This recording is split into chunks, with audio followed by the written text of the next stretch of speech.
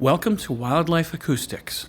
Let's take a look inside the Songmeter Mini recorder. To open the Songmeter Mini, unsnap the lid and remove. On the left side of the recorder is the microphone. You can see the wire that connects the microphone to the circuit board. On the right side of the recorder is a nut and plastic bolt. The bolt can be unscrewed and a second acoustic microphone can be added. Below the nut you see the socket where the second microphone will be connected.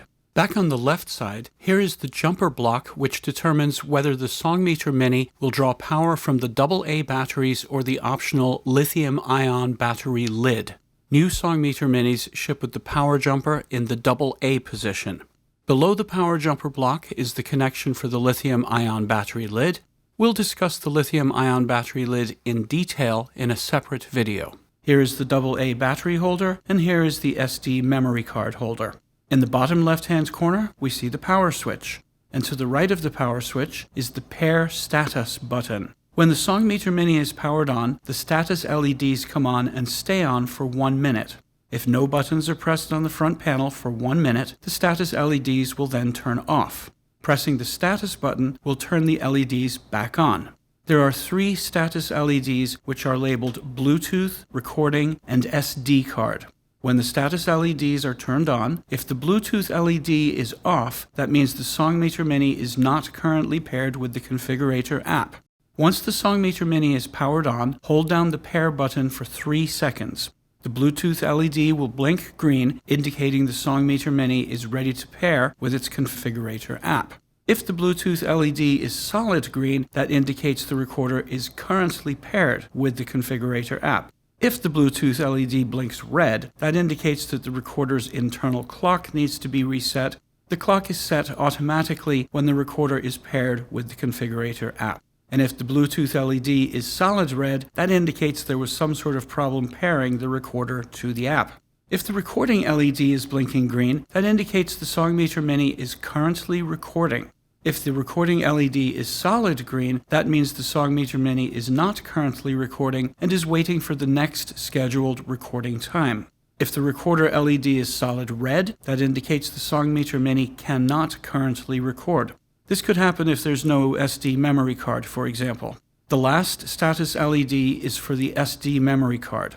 If the LED is off, that indicates no memory card is inserted. If the LED is blinking green, that means the SD card is currently active.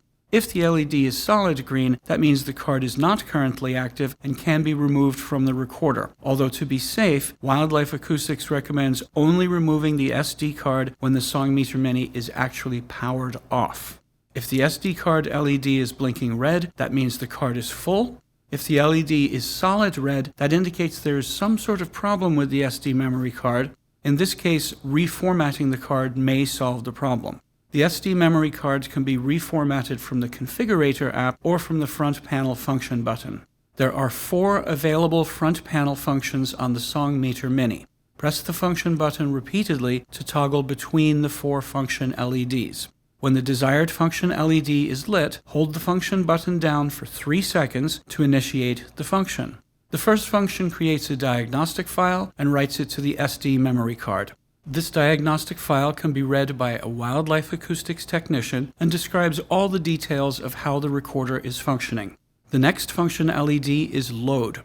The load function will download a firmware update or configuration file from an SD memory card into the Songmeter Mini recorder. For example, I've gone to the Wildlife Acoustics website and downloaded the latest firmware update for my Songmeter Mini. I'll copy the firmware update onto the SD card.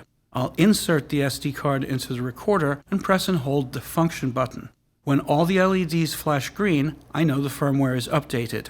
If all the LEDs flashed red, that would indicate there was some sort of a problem with the firmware update.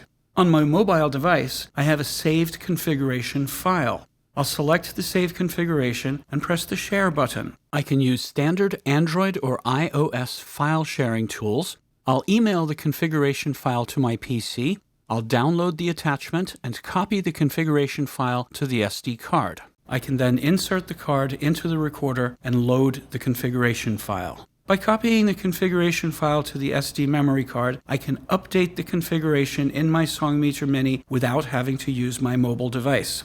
The defaults function resets all internal parameters of the recorder with the exception of the current date and time. For a complete list of default settings, please check the user guide. And the last function LED is Format. With this LED lit, holding down the function button will reformat the currently inserted SD memory card. This is useful to make sure the card is completely empty.